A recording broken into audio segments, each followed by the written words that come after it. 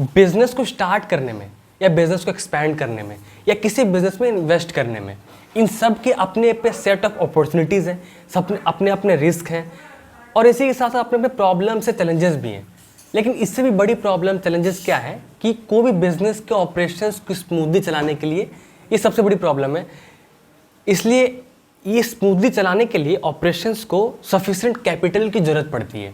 इसलिए आज के इस वीडियो में हम बात करेंगे ऐसे 3 तरीके जिससे कि आपको पता चलेगा कि पैसे को कैसे जुटाएं अपने बिजनेस के लिए। अगर आप छोटे व्यापारी हैं, एसएमई एमएसएमई हैं, तो इस वीडियो को जरूर देखिएगा। अगर आपका एग्जिस्टिंग बिजनेस है, कोई बिजनेस कर रहे हैं, तो इस वीडियो को जरूर देखिए। और आगे का सोच रहे हैं कि अगर अब मुझे अपना स्टार्टअप बिजनेस करना है तो इस वीडियो को आप भी जरूर देखिएगा। तो नमस्कार, मैं अभिषेक टेक्नोलॉजी कंटेंट क्रिएटर। इस वीडियो को आप बिजनेस गैलेक्सी में देख रहे हैं। देखिए, बिजनेस गैलेक्सी है क्या, जहाँ पे मतलब मैं उन लोगों को फोकस कर रहा हूँ, छोटे व्यापारी पर फोकस कर रहा हूँ, क्योंकि वो ही इंडिया की जीडीपी में 27% का कंट्रीब्यूशन देते हैं। उनको जो भी छोटी बड़ी प्रॉब्लम्स आ रही है, मैं उन लोगों तक पहुँचाने का ट्राई करता हूँ, प्रयास करता हूँ अपनी नॉलेज के माध्यम से।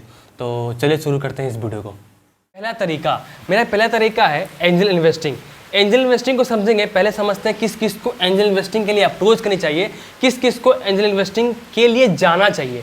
देखिए, अगर आपका एग्जिस्टिंग बिजनेस है, स्टार्टअप है, मतलब कुछ टाइम हो गया आपको स्टार्टअप को स्टार्ट किए हुए, बिजनेस को स्टार्ट किए हुए, और थोड़ी बहुत ट्रैक्शन है। ट्रैक्शन मतलब आपके पास कितने कस्टमर का डेटा है अभी तक, और कितने मंथली एक्टिव यूजर्स है, कितने मतलब डेली एक्टिव यूजर्स हैं, कितने का रिवेन्यू करा है आपने जब से बिजनेस को स्टार्ट किया है।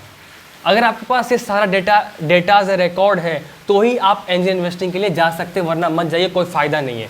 आई होप यहाँ तक आप लोग समझ गए होंगे। अब बात करते हैं एंजल इन्वेस्टर्स कौन होते हैं। देखिए, बेसिकली ये लोग हाई नेटवर्थ इंडिविजुअल्स होते हैं, ग्रुप नहीं इंडिविजुअल्स होते हैं जिसके पास हाई नेटवर्थ हैं। वो लोग प्राइवेट इन्वेस्टर होते हैं। एक तरह से वो लोग इन्फ्लुएंसर होते हैं, जो अपने पैसे को इन्वेस्ट करते हैं स्टार्टअप या बिजनेस में। यहाँ ध्यान दीजिए, अपने पैसे को इन्वेस्ट करते हैं। लेकिन वेंचर कैपिटलिस्ट अपने पैसे को इन्वेस्ट नहीं करते, वो लोग दूसरे इन्वेस्टर के पैसे को इन्वेस्ट करते हैं स्टार्टअप बिजनेस में। और देखिए, एंजल इन्वेस्टर को जब ये लगता है कि भाई ये स्टार्टअप बिजनेस में पोटेंशियल बहुत है, ये आने वाले टाइम में ये अच्छी कंपनी बन सकती है, अच्छी प्रॉफिटेबल कंपनी बन सकती है, आने वाले टाइम में अच्छी आरओआई दे सकती है, तब जा करके वो लोग अपने पैसे को इन्वेस्ट करते हैं, ऐसे नहीं करेंगे। और हाँ, अगर आप लोग एंजल इन्वेस्टिंग के लिए जा रहे हैं, अप्रोच कर रहे हैं, तो ये ज़रूर ध्यान रखिए कि अपना बिजनेस प्लान स्ट्रॉन्ग होनी चाहिए। आपका बिजनेस प्लान स्ट्रॉन्ग होनी चाहिए। और आपको बता दूँ कि एंजल इन्वेस्टर अब छोटे छोटे इन्वेस्टर्स तैयार कर रहे हैं। क्यों तैयार कर रहे हैं पता है? क्योंकि वो लोग एसएमई छोटे छोटे बिजनेस होते हैं एसएमई एमएसएमई पर रिसर्च कर सकें। इसलिए अगर आप छोटे बिजनेस चला रहे हैं, छोटे व्यापारी हैं, एमएसएमई है, एसएमई है, तो इस बात का जरूर ध्यान रखिए कि अपना बिजनेस का मिशन विजन क्लियर रखिए और अपना बिजनेस स्ट्रैटेजीज इंप्लीमेंट जरूर करिए और अपना बिजनेस प्लान को स्ट्रॉन्ग जरूर रखिए। अगला तरीका, वर्किंग कैपिटल लोन। जैसे कि इसका नाम में ही छुपा हुआ है इसका मतलब वर्किंग चलाने के लिए, कैपिटल पूंजी, लोन ऋण, मतलब बिजनेस को चलाने के लिए लोन। अच्छा, कोई बात नहीं, इसको अच्छे से समझते हैं। पहले समझते हैं वर्किंग कैपिटल लोन क्या है, फिर समझेंगे इसकी ज़रूरत क्यों छोटे व्यापारी को। देखिए, working capital loan basically loan ऐसा लोन है जो बिजनेस, स्टार्टअप या कंपनी, छोटे एसएमई एमएसएमई के डेली ऑपरेशंस को फाइनेंस करने के लिए उनके द्वारा लिया जाता है। ये सारे लोन्स, ये कैपिटल लोन्स, जो वर्किंग कैपिटल लोन्स है, ये लॉन्ग टर्म एसेट्स या इन्वेस्टमेंट खरीदने के लिए नहीं होती। इसके बजाय स्टार्टअप बिजनेस के जो शॉर्ट टर्म ऑपरेशंस नीड्स है उसको कवर अप करने के लिए, उसको फुलफिल करने के लिए ये वर्किंग कैपिटल लोन प्रोवाइड की जाती है ना। इसको यहाँ तक आप लोग समझ गए होंगे कि आपको क्यों ज़रूरत है। अगर आप छोटे व्यापारी तो क्यों ज़रूरत है आपको, क्योंकि शॉर्ट टर्म नीड्स को फुलफिल करने के लिए इसलिए वर्किंग कैपिटल लोन लिया जाता है। जब भी कैश की कमी रहती है बिजनेस में, डेली ऑपरेशंस को फाइनेंस करने के लिए, तो वर्किंग कैपिटल लोन एक रिसोर्सफुल बन सकता है आप लोगों के लिए। अगर आप वर्किंग कैपिटल लोन के लिए जाना चाहते हैं तो ये जान लीजिए कि इसका जो लोन पीरियड का टाइम होता है वो 6 महीने से लेकर के 1 साल के बीच में रहता है, ग्रांटेड होता है। और इसका इंटरेस्ट रेट 12% 16% के बीच रेंज करता है। ये डिपेंड करता है आपके बिजनेस के क्रेडिट रिस्क पर। क्रेडिट रिस्क है क्या? जिसके क्रेडिट रिस्क मतलब क्या कि जो भी आपको लोन प्रोवाइड करता है उसको कितना फाइनेंशियल लूज होगा, अगर आपने रिपेमेंट नहीं किया तो, अगर आपने लोन को रिपेमेंट नहीं किया तो, अगर आपका क्रेडिट रिस्क कम है तो आपका हो सकता है कि आपको लोन पीरियड बढ़ जाए, आपको टाइम ज़्यादा मिल जाए और इंटरेस्ट रेट कम हो जाए। और हाँ, आप लोगों को पता होगा कि कोई भी लोन हो, वर्किंग कैपिटल लोन हो, बिजनेस लोन हो, पर्सनल लोन हो, होम लोन हो, कोई भी लोन हो, ये डायरेक्टली आपके पर्सनल क्रेडिट से टाइड होता है। अगर आपने पेमेंट को मिस्ड किया, डिफ़ॉल्ट किया, तो डायरेक्टली क्रेडिट स्कोर पर, आपके क्रेडिट स्कोर पर इम्पैक्ट करता है। इसलिए आप छोटे व्यापारी हैं या बड़े व्यापारी हैं, SME MSME हैं, तो इस लोन की तरफ जा सकते हैं। अगर नहीं जाना चाहते हैं तो बढ़ते हैं तीसरे तरीके की तरफ।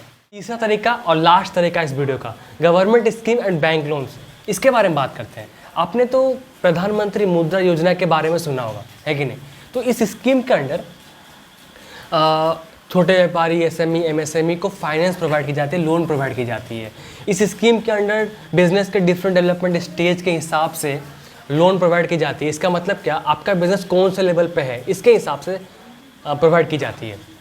मतलब आप क्या शिशु स्टेज पे हैं, क्या किशोर पे हैं, या फिर तरुण स्टेज पे हैं। अगर आप शिशु स्टेज पे हैं तो 50,000 तक का लोन प्रोवाइड किया जा सकता है, लोन ऑफ़र किया जा सकता है। अगर आप किशोर स्टेज या तरुण स्टेज पर हैं तो आपको 50,000 से 5 लाख, 5 लाख से 10 लाख तक का लोन ऑफ़र किया जा सकता है। इस रेंज के बीच में रहता है।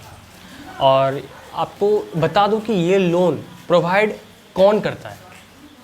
Commercial bank, cooperative bank, NBFC, RRB, MFI जैसी संस्थाएं प्रोवाइड की जाती है, प्रोवाइड करते हैं ये लोग को लोन्स गवर्नमेंट स्कीम्स के अंडर।